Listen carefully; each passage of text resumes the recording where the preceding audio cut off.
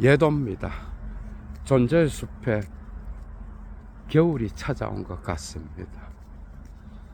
아침 햇살은 정말 따스한데요. 지금부터 루이 알투세르에 대한 강의를 시작하겠습니다. 비교적 긴 사유행이 될 것 같은데요. 지금까지 예도는 포스트 모더니즘과 포스트 구조주의 담론에서 다양한 철학자들을 다루어 왔는데, 알투세르만 빼고 들레즈, 락강, 데리다, 푸코, 레비나스, 리케르까지 알투세르에 대한 강의는 왜 이제 시작할까? 그것은 알투세르를 이해하기 위한 전이해가 정말 중요하죠. 무엇보다도 마르크스 전집에 대한 읽기가 부족했기 때문에 늦어진 것도 있겠죠. 그죠? 초기 작품인 헤겔 법철학 비판 서문, 시민사회론, 유대인 문제에 관하여 신성가족, 1844년에 파리 수고로 알려진 경제철학 수고, 그리고 독일 이데올로기, 포예르바하에 대한 태제들, 공산당 선언, 이제 후기로 가게 되면서 마르크스는 자본론에 대한 초고를 1856년과 7년에 집중적으로 쓰게 되는데, 이게 자본론을 구성하게 되죠. 정치, 경제학 비판 요강, 그룬트리스로 알려진 거죠. 그리고 그 이후에 계속해서 나타나는 그 시점부터, 그죠? 잉여 가치 학설에 대한 글들이라든지, 말년에 고타강령 비판이라든지, 이 모든 것들을 전반적으로 소화하는 데만 엄청난 시간이 걸리는 거예요. 그리고 제2 인터내셔널에서 나타난 논쟁들, 베른슈타인과 칼 카우츠키, 그리고 로자 룩셈부르크의 마르크스주의, 수정주의, 기회주의, 혁명을 하는 게 아니고 사회개혁을 하는 것에 멈추는 계량주의자들의 전략, 이런 것들을 통과해야 되고, 그리고 무엇보다 레닌의 철학을 알아야 되는 거예요. 러시아 혁명을 이끌었던 실천가로서의 레닌, 그리고 그 이후에 루카치의 역사와 격의식, 그람시의 옥중수고에 나타나는 시민사회론과 헤게모니 이론, 이런 것들이 배경이 돼야 알투세르를 제대로 이해할 수가 있는 겁니다, 여러분.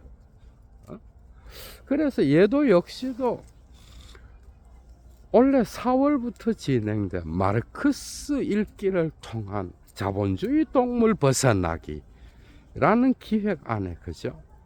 알투세르가 포함되어 있었고, 지난주부터 계속 강의가 진행되고 있죠, 그죠? 오늘 드디어 알투세르에 대한 마르크스 읽기를 강의하게 되었습니다. 얘도 역시도 정말 가슴이 뛰는데요. 마르크스로 돌아가서 어떻게 마르크스를 해체하고 이단적으로 읽으면서 현대의 마르크스를 다시 살릴 수 있을까? 알투세르가 없었다면 오늘날 마르크스는 이런 모습으로 바디우, 지제, 포스트 마르크스주의자들, 주디스 버틀러까지, 그죠? 이런 모습으로 계속해서 자본주의 모순에서 나타나는 비판 이론으로 살아남을 수 없었다라고 해도 과언이 아니겠죠, 그죠? 그래서 여러분들이 알티세르를 이해하지 못하고는 오늘날의 사회 철학 비판에서 어떤 위치도 점할 수 없다라는 거예요. 정말 중요한 인물이죠, 그죠? 오늘부터 예도가 비교적 계속되는 10개에서 20개 정도의 강의에서 체계적으로 풀어나가겠습니다. 강의의 가치를 아시는 분은 사막의 철학을 위하여 예도TV 후원에 참여해 주시면 감사하겠습니다. 알티세르는 1918년 프랑스 식민지 알제리에서 태어나죠, 그죠? 그리고 1990년에 프랑스에서 세상을 떠나게 되는데 그 사이의 삶은 정말 파란만장했습니다. 아주 머리가 명석해서 39년도에 고등사범학교에 합격하고 이제 뭐 공부를 좀 하려고 하는데 2차 세계대전이 터져서 전쟁에 참여했다가 레비나스와 같이 독일군 수용소에서 5년 동안 살고요. 그 이후에 가스통 바슐라르를 만나서 계속해서 철학 공부를 하면서 마르크스의 사유를 프랑스 과학 철학 전통과 어떻게 연결시킬 것인지를 고민했겠죠, 그죠? 그래서 1948년도에 고등사범학교 교수가 됩니다. 그래서 제자들이 이름만 들어도 20세기에 서구 철학의 담론을 형성할 정도인 거예요. 엄청난 철학자들이 알투세르의 제자가 되는데요. 무엇보다도 미셸 푸코, 자크 데리다, 그리고 자본론을 일자에 참여했던 알투세르 자신의 마르크스주의를 연구했던 거죠. 그 제자들, 발리바르, 이름만 들어도 랑시에르, 피에르 마슈레, 그리고 에블라스타, 이런 제자들. 또한 바디우 역시도 제자죠, 그죠? 그러니까 이름만 들어도 20세기의 서구 철학의 담론을 이끌어가고, 그리고 오늘날도 역시 활동하는 샹탈 무페, 특히 라콜라우와 결혼을 해서 같이 철학 활동을 하다가 라콜라우는 세상을 떠났죠, 그죠? 벌써 10여 년이 지났는데 라클라우와 무페의 급진적 민주주의, 여기에도 알투세르의 효과가 나타나고 있는 겁니다. 샹탈 무페는 또한 좌파 포퓰리즘에 대한 글을 써서, 그죠? 오늘날도 계속 영향력을 미치고 있죠. 80세가 넘은 그런 노년의 할머니인데 정말 엄청납니다. 포스트 마르크스주의까지. 주디스 버틀러가 이데올로기론을 주장할 때마다 나타나는 알투세르의 사유. 지정 역시도 전체 작품에서 알투세르의 이데올로기론을 비판적으로 검토하고 있다라고 해도 과언이 아닌 거야. 그러니까 오늘날의 철학함에 이르기까지 알투세르는 정말 엄청난 마르크스주의 읽기의 효과를 보고 있다고 해도 과언이 아니죠. 그죠? 이런 제자들을 계속해서 배출하면서, 그죠? 알투세르는 자기의 영향력을 과시하게 되는데, 특히 68혁명 이후로 랑시에르와 바디우가 돌아서게 되죠. 그죠? 특히 바디우는 자본론을 일자의 기획에는 참여하지 않지만 66년, 67년도에 스피노자 연구를 통하여 새로운 윤리학을 기획하게 됩니다. 알투세르가. 그 연구 모임에 참여하다가 70년대에 마오주의자로 돌아섰다가 알투세르의 비판가로 나타나잖아. 응? 그래서 비판적 고찰이든 수용적 고찰이든 오늘날의 철학적 담론에서 알투세르를 모르고, 그죠? 철학을 한다는 것은 정말 어렵게 됐습니다. 특히 오늘날 마르크스가 살아있게끔 하는, 마르크스의 유령이 21세기에도 적용되게끔 하는 데에 결정적인 역할을 한 게 알투세르인 거예요. 지적이 알투세르의 이데올로기론을 비판하면서 락강주의로 나가잖아. 그죠?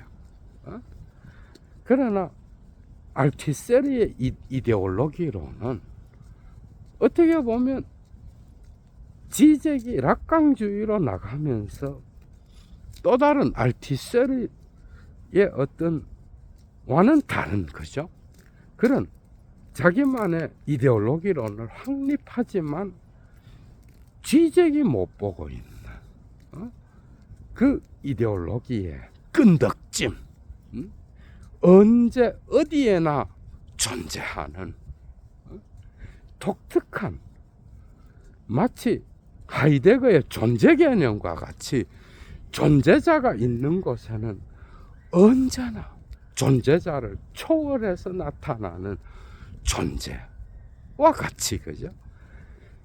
이데올로기는 언제나 이미 우리의 삶의 세계, 그리고 우리의 사회 구성체, 우리의 모든 삶을 지배하는, 인간이 상상을 할 수 있다라고 한다면 거기에는 언제나 이미 이데올로기가 존재한다라고 하는. 그래서 21세기에 극단적 자본주의 사회를 살아가는, 특히 신자유주의가 실패하고, 그죠? 이제 트럼프를 통하여 온 세계에 구구가 되돌아오고 있는 이런 시점에 알투세르는 우리에게 또 다른 교훈을 주겠죠. 그죠? 그래서 알투세르의 편재적이고 영원하고 필연적인 이데올로기론이 정말 중요한, 오늘날의 담론에서 오늘날의 정치, 사회, 문화를 비판하는 데 있어서 정말 중요한 사유가 될 수 있다라고 하는, 체계적으로 알투세르를 알고 있어야 오늘날의 철학까지도 여러분들이 이해할 수 있다는 것. 이게 결정적이죠. 그죠? 알투세르는 무엇보다도 1965년에 두 편의 작품을 제출하게 되는데, 부흐막스, 마르크스를 위하여, 그리고 제자들과 함께 공동 저술한 에티엔느 발리바르, 랑시에, 피에르 마슈레, 에블라스타, 에스타블레, 이런 제자들과 함께 저술한 거죠. 자본론을 읽자. 이것을 통하여 이미 마르크스주의자들에게 폭탄을 던지는 그런 충격을 주었죠. 그죠? 그런데 그 이후에 69년도에 레닌 엘라 필로소피 이 작품, 이게 이제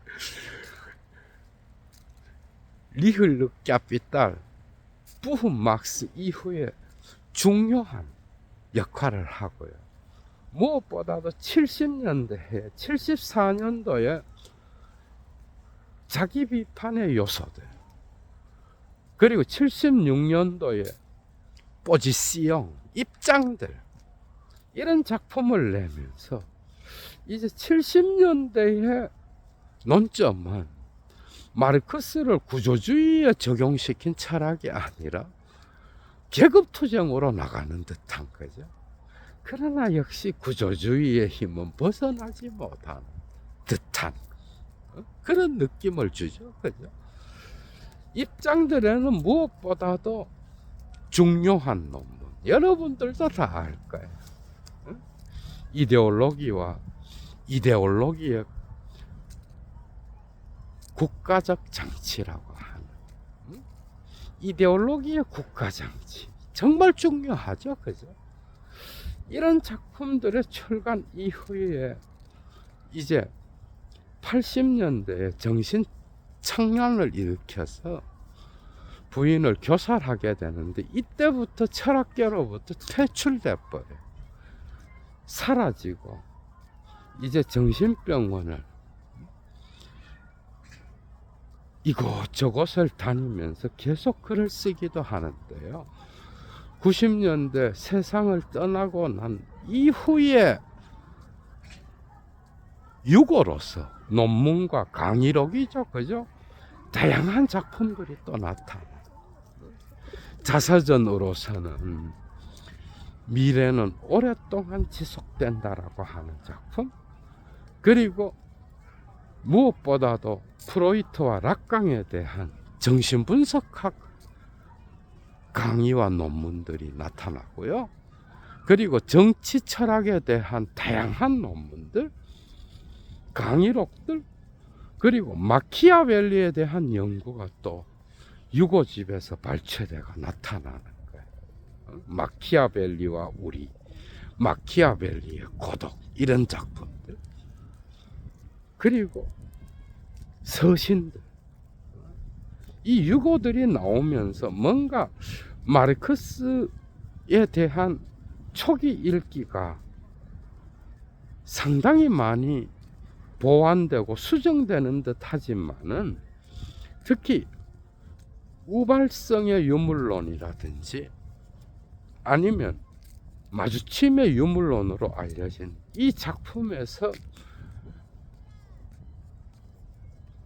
알티세르의 초기 구조주의로부터 벗어나는 그러한 주체성의 철학이 나타나는 듯 하지만, 역시 알티세르는 이 구조가 주체를 결정한다라는 이 사유를 뭔가 완전히 벗어나는 듯 하지는 않습니다.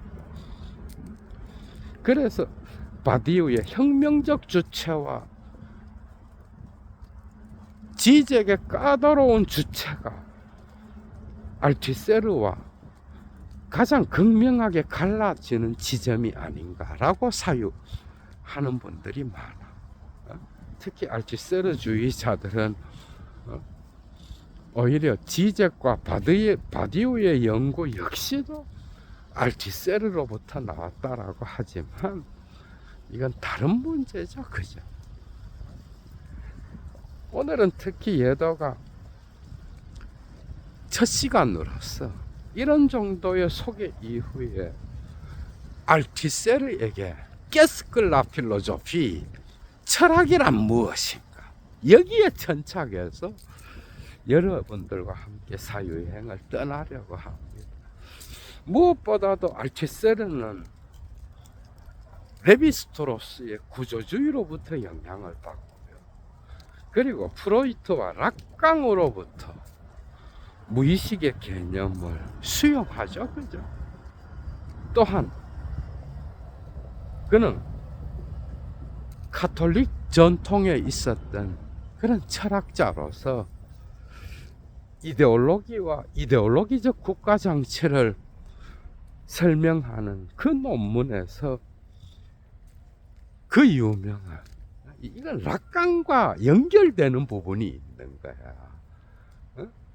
그 유명한 출애굽기 3장에 모세 이야기를 실잖아, 분석하잖아. 그래서 락강 역시도 아버지의 이름에 대하여라고 하는 그 세미나에서 이 모세 이야기를 언급하잖아요. 그러니까 락강에게 있어서 상징계의 대타자는 아버지의 이름인 거야, 그죠? 응? 그런데 알투세르에게서도 그 국가정치의 어떤 이데올로기적 장을 이끌어가는 거죠. 그 대주체, 대문자, 시제, 주체는 바로 모세에게 자기 이름을 알려주는 신인 거예요. 응? 그 신이 누구가 하면 에크예, 아쉐르 에크예, 히브리어로 이렇게 되죠. 나는 곧 나다. 나는 스스로 있는 자다. 라고 이름을 가르쳐 주면서 모세의 정체성을 호명을 통하여 엥테르펠라시용, 호명을 통하여 모세의 정체성을 확립하잖아. 그러니까 대주체가 이데올로기로서 작동하여, 그죠? 주체를, 개인의 어떤 모세라는 개인을 주체로 호명하잖아, 그죠? 거기에서 이제 모세의 신의 이름의 이야기가 나오는 거예요. 그러니까 락강의 상징계에서 나타나는 그 대타자가 아버지의 이름으로서 알투세르에게도 나타나는 거예요. 단지 다른 것은 락강에게서 상징계와 상상계는 나누어지잖아, 그죠? 그런데 이 이데올로기적 국가정치에서 이데올로기는 뭐예요? 어떻게 보면 개인을 주체로 호명하면서 개인의 상상계를 지배하는, 그러니까 이 상상계라고 하는 것은 단순하게 락강에게 있어서는 거울 단계에서 나타나는 거죠. 어린 아이의 자아분열을 말하잖아. 그런데 알투세르에게서는 상상계, 상징계로 분열되지 않고 분리되지 않고 이 주체의 호명 안에 포함되는 듯한, 물론 이 상상계는 스피노자에 의하여 또 채색되죠, 그죠? 에티카에 나타나는. 그래서 이데올로기는 뭐예요? 존재론적인 개념이 되는 거예요. 단순하게 인간의 상상, 개인의 상상이 아니라 스피노자의 철학에서 이미 나타나잖아. 이막이 났지요. 이것은 인간이, 그죠? 신이 산출하는 소산적 자연으로서 자기의 신체를 통하여 세계와 맺는 관계인 거야. 그러니까 신체의 감각을 통하여 나타나는 인식의 조건이 이막이 낫지온 거예요. 그러니까 이 상상 개념은 어떤 그 소산적 자연으로서의 인간이 감각적 활동을 통하여 살아가는 삶의 형식인 거예요. 존재론적인 개념인 거예요. 이데올로기는 언제나 이미, 그죠? 인간이 신체를 갖고 있는 이상, 감각을 통하여 인식하는 이상, 세계와 맺는 관계로서 언제 어디에나 이미 있는 건 거예요. 그러나 부재하는 것을 마치 있는 것처럼 생각하는 거죠. 그죠? 이런 존재론적인 상상계라고 하는 개념이 스피노자의 사유로서 알티세르는 수용하게 되죠. 그죠? 이 스피노자가 들어오는 거예요. 이런 방식으로 마르크스주의 철학을 철저하게 자기만의 독법으로 바꾸어 나가는 거예요. 그래서 알티세르의 마르크스 읽기에서 중요한 것은 레비스트로스의 구조주의, 그리고 프로이트와 락강의 무의식 정신분석, 또 하나의 프랑스만의 과학 전통, 무엇보다도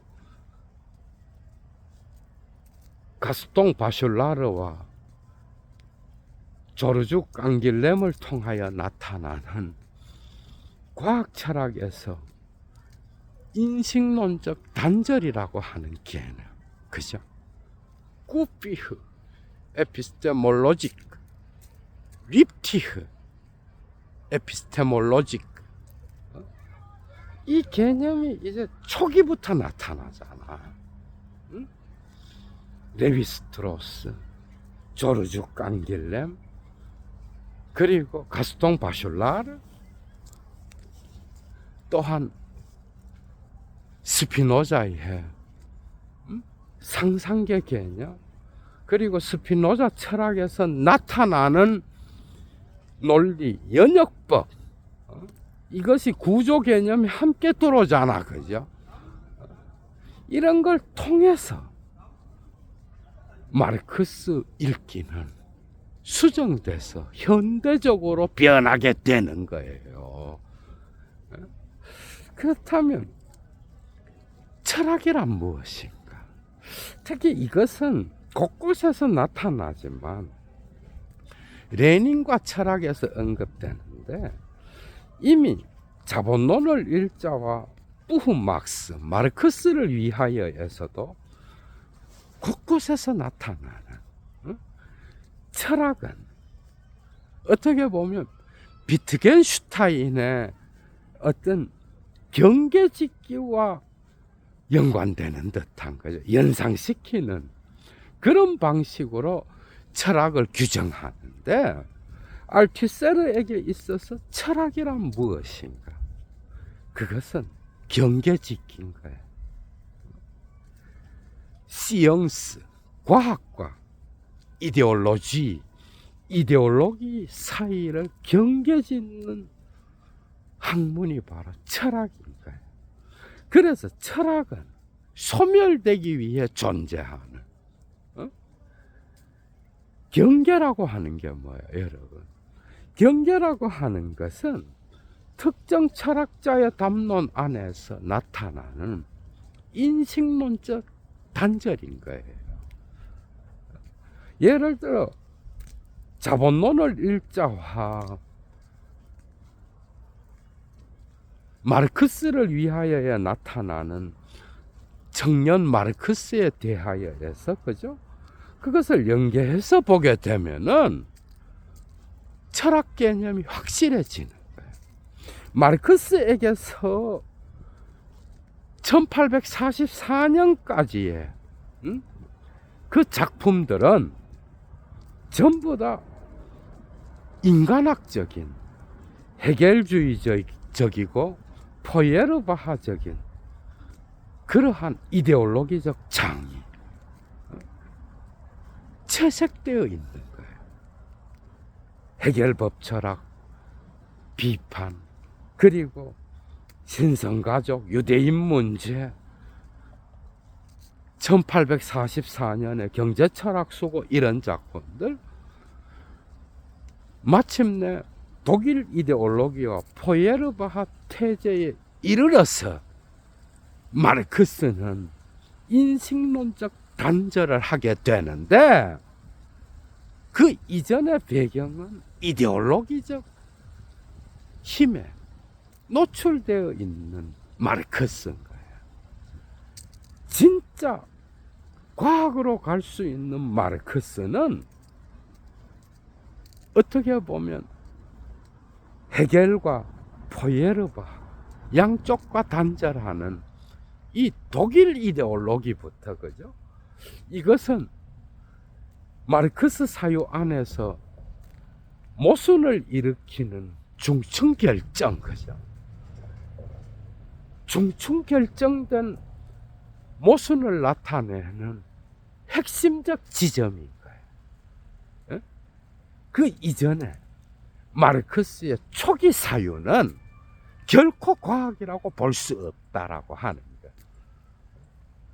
그래서 독일 이데올로기와 포예르바하에 대한 태제들로부터 그 이후에 공산당선은 자본론, 경제철학 비판, 그리고 잉여가치 학설사, 또한 그룬트리세 등등, 그죠? 자본론이죠, 그죠? 이게 비로소 마르크스의 과학을 표시하는 철학이라는 거야.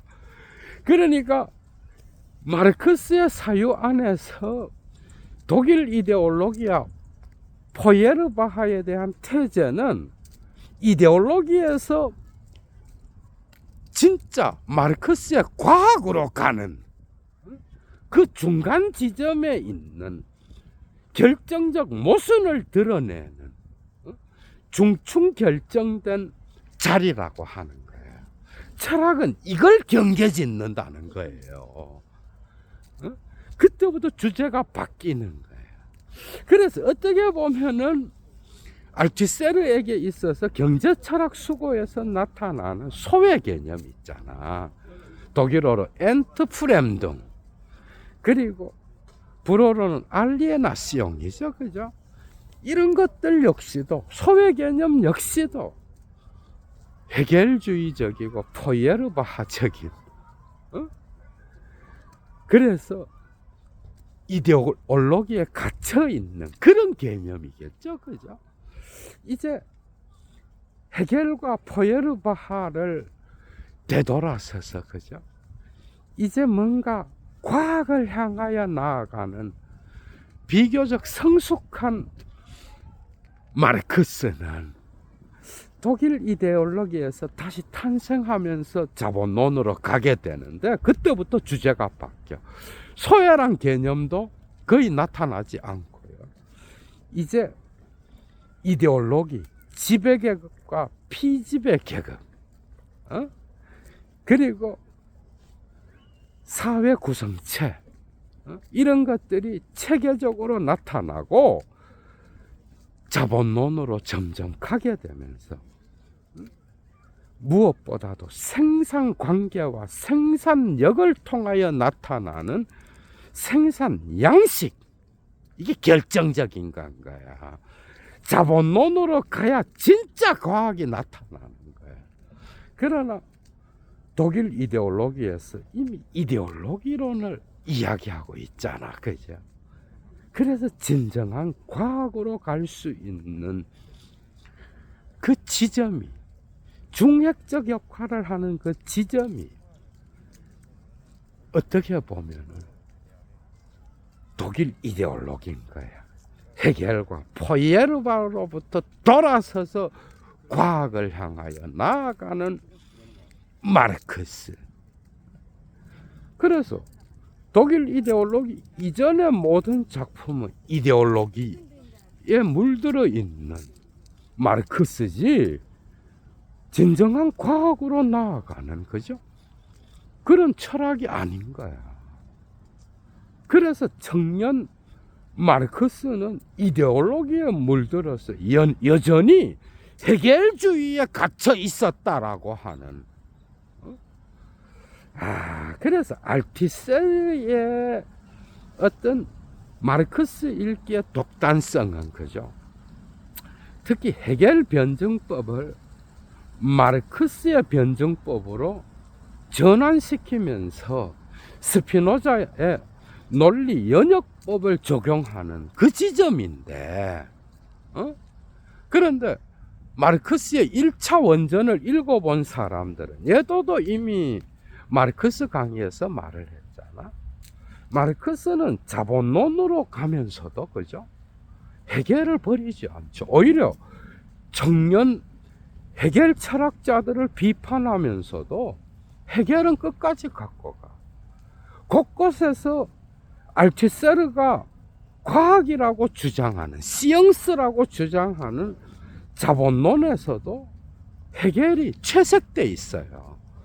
헤겔의 변증법을 걷어내고 마르크스만의 변증법을 말한다는 거, 그죠? 이건 중요하잖아.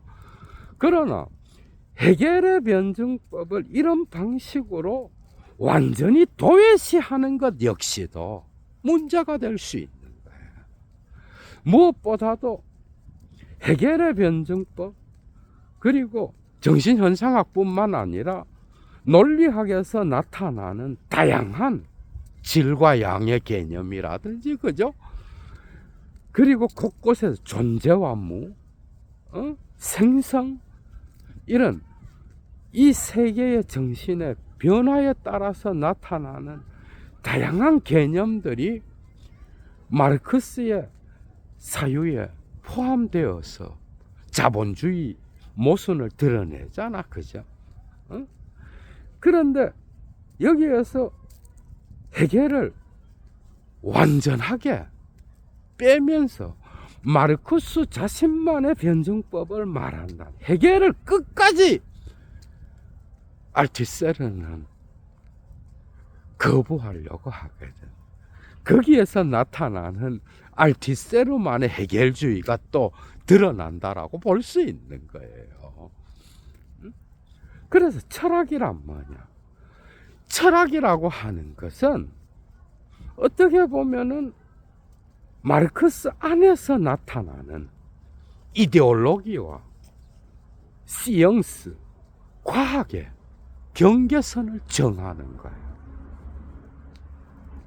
마르크스의 초기 작품들은 이데올로기의 힘에 물들어 있는 것이고, 그리고 이데올로기, 독일 이데올로기 이후부터, 그죠? 자본론으로 가면서 비교적 후기 마르크스는 뭐예요?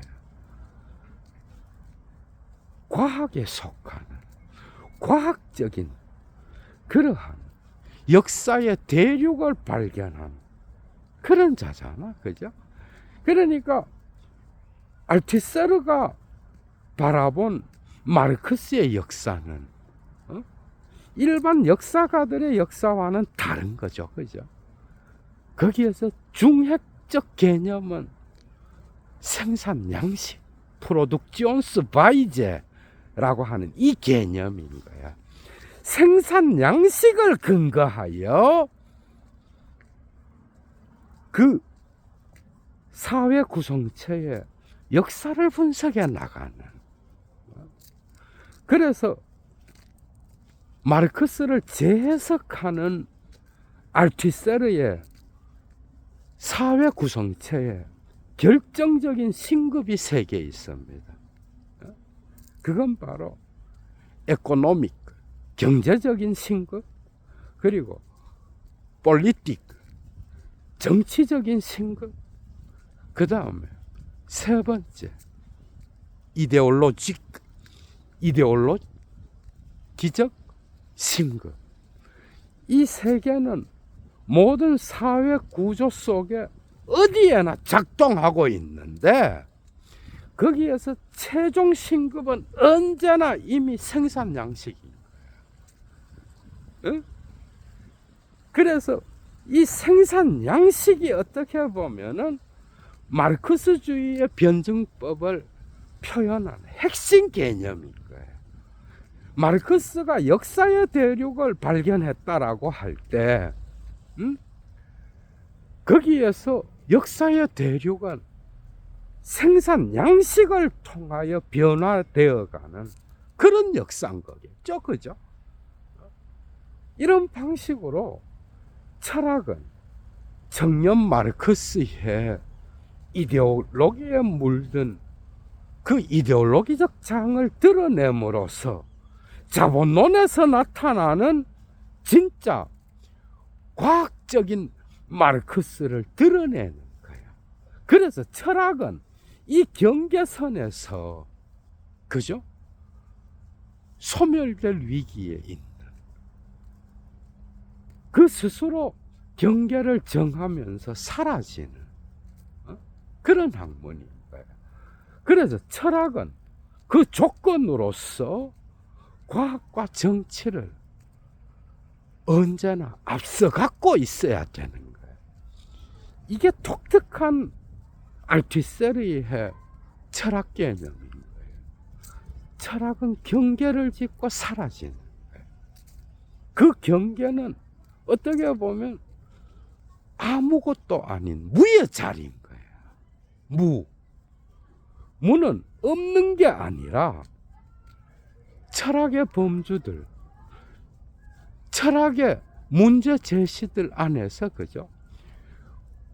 거짓 관념들과 참된 관념들 사이에서 과학적인 것과 이데올로기적인 것을 나누면서, 그죠? 거기에 경계를 정하면서 나타나는 게 철학이다. 그래서 이 경계선은 어떻게 보면 철학사에서 아무런 역할도 하지 못하는 무와 같은 건가요? 소멸될 것을 알지만은 이데올로기의 장을 드러내면서 참다운 과학적인 것, 시언티피크, 과학적인 것, 과학이 드러나도록 하는 거예요.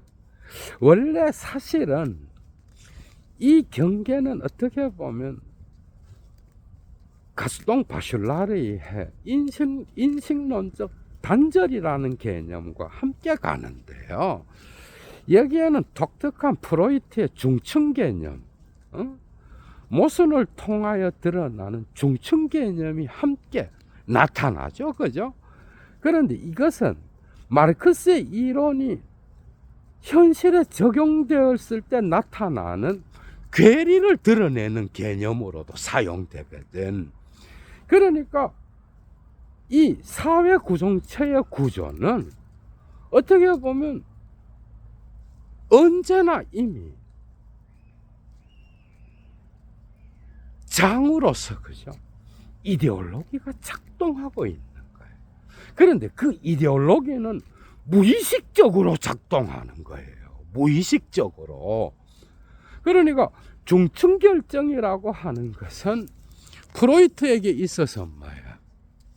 어떻게 보면은 꿈의 해석에서 나타나는 무의식의 언어라고 해도 과언이 아니잖아. 이것은 펠디시퉁, 압축과 펠쉬붕, 전치로서 나타나죠. 이것은 로만 야콥슨으로 옮겨지게 되면 락강이 이렇게 해석하잖아. 압축은 은유고 전치는 환유잖아. 그죠? 이것은 그 의미가 하나의 개념으로 단순하게 확정될 수 없고 그 다의적 의미의 놀이는 계속 진행된다는 거거든. 그러니까 사회 구성체에서 모순을 일으키는 그 지점은 언제나 중층 결정되어 있는 거야.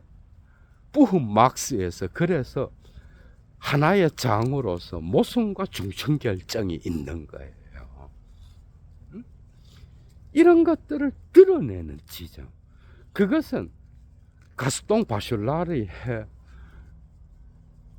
인식론적 단절이란 개념과도 연결되는, 원래 이것은, 그죠? 바슐라르에게 있어서 그의 다양한 작품들에서 드러나지만은 과학적인 것과 상상적인 것, 시의 세계, 상상력의 세계, 망상과 꿈의 세계, 이것과 과학적인 것은 완전히 다른 거잖아. 그죠? 그러나 인간의 정신은 이러한 합리적인 것을 추구하는 그러한 합리적 이성의 작용과 아니면 무의식적 상상력에 의하여 작동하는 꿈과 시의 세계, 일상에서는 이 정신이 혼합되어서 나타나는 거예요. 그러나 과학을 연구하는 자는 뭐예요? 이런 일상의 꿈의 세계, 상상의 세계와 채색된 것으로부터 단절을 만들어내야 과학적 연구가 가능하다라고 하는 거기에서 나타나는 인식론적 단절이잖아. 그죠? 이것은 알투세르에게서는 다양한 방식으로 사용되는 거예요. 그래서 사회 구성체의 구조에는 뭐야? 알투세르에 가볼 때 여기에는 기원이나 목적이 없는 거야. 기원과 목적이 있으면 구조주의가 아니죠. 그것은 헤겔의 역사 철학이 되어버리는 거야. 헤겔의 역사주의는 알투세르에게서는 무조건 경계해야 될 대상인 거예요. 사회 구성체는 단지 단절을 이루고 있고, 그것은 갑작스럽게 대체되고 그 다음에 그 힘이 이동하는 것이지 어떤 기원이 있고 목적이 있어서 그것을 역사로 연결할 수 있는 연속성은 없다고 보는 거야. 단절과 불연속성이 중요한 거예요. 그래서 철학은 이러한 인식론적 단절의 지점, 이데올로기와 과학이 모호하게 뒤섞여 있어서 뭐가 뭔지를 구분하지 못하는 그 지점을 찾아내서 경계를 짓는 거야. 이게 철학함이에요. 그 경계에 앞서 있어야 되는 게 과학적인 것과 정치적인 것. 그래서 이데올로기의 맹목을 드러내면서 과학적인 것의 경계를 드러내는 그게 철학함인 거예요. 어떻게 보면 초기 작품에서 그죠? 마르크스를 위하여 자본론을 일자해서 알투세르는 이 경계를 정하면서 진짜 마르크스를 찾아 나가는 게 뭔지, 그죠? 그리고 사회 구성체에서의 구조가 얼마나 복잡하게 뒤엉켜 있는지, 경제적 신급, 정치적 신급, 이데올로기적 신급으로, 그죠? 서로 복잡하게 뒤엉켜 있어서 각각의 장들은 하나의 중심이 아니라 다양한 중심으로서 언제나 이미 이데올로기가 함께 포함되어 있다라고 하는. 그래서 그 이데올로기의 지점을 잘 포착하는 게 철학의 과제인 거예요. 그래서 마르크스 세계에 직접 손을 가해서 알투세르는 이데올로기와 과학적인 것을 구분해 나가면서 진짜 마르크스의 과학을 드러내려고 했다는 거예요. 이데올로기 비판가로서 알투세르는 직접 여기에 참여하여 마르크스의 세계에서 이데올로기적인 게 뭐고 진짜 마르크스의 과학적인 것이 뭔지를 드러내는 이걸로부터 알투세르의 철학은 출발하고 있다라고 하는 거. 오늘은 첫 시간이라서 이런 정도로 끝내겠는데요. 앞으로 계속해서 심도 있게 각 주제별로 파악해 들어가겠죠, 그죠? 여러분들 역시도 그런 거예요. 어떻게 보면 초기 비트겐슈타인이 철학함을 논리철학 논거에서 말할 수 있는 것과 말할 수 없는 것의 경계를 정하는 것, 그죠? 알투셀에게서의 철학은 뭐예요? 철저하게 이데올로기적인 것과 과학적인 것의 경계를 정하는 거예요. 이것은 특히 청년 마르크스에 대하여 부후 막스, 마르크스를 위하여 하나의 장을 차지하죠. 그죠? 거기에서 헤겔의 아우프헤붕, 이 지향 개념을 비판하는 곳에서도 철저히 드러나는 거예요. 헤겔의 지향 개념, 이것은 불어로 고치면 데파스멍인데요. 헤겔의 지향 개념은 이전에 있는 형태가 이후의 형태의 진리가 되는 거잖아. 그래서 중요한 건 뭐야? 연속성인 거예요. 이런 지향의 개념으로는 마르크스의 이데올로기 비판을 도무지 이해할 수 없다라고 말하면서 스피노자를 끌고 오잖아, 그죠? 스피노자의 사유에서의 이런 지향 개념은 존재하지 않는다.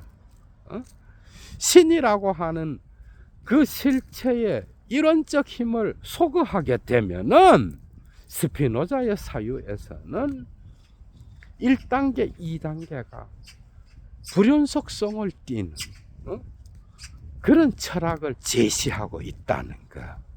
그러면서 헤겔을 거부하고 진짜 과학적인 것을 사유하는 마르크스를 드러내기 위하여 스피노자를 끌고 온다는 거죠. 그죠? 이 지향 개념은 이데올로기로 떡칠된 개념입니다. 이걸 버리고 마르크스가 이데올로기 비판을 하면서 수행했던 그 립디흐, 꾸피흐, 단절의 지점을 봐야 된다. 마르크스는 확실히 헤겔의 지향 개념을 단절시키면서 이데올로기 비판을 통하여 자기만의 변증법을 수행하고 있다라고 하는, 그죠? 여기에서도 드러나잖아, 여러분. 이런 방식으로 철학은 이데올로기적인 것과 과학적인 것, 진짜 과학을 드러내는 마르크스를 보려면 이 경계 설정을 잘해야 된다라고 말했던 거야, 여러분. 재밌었죠, 그죠? 얘도 물러갑니다. 주스.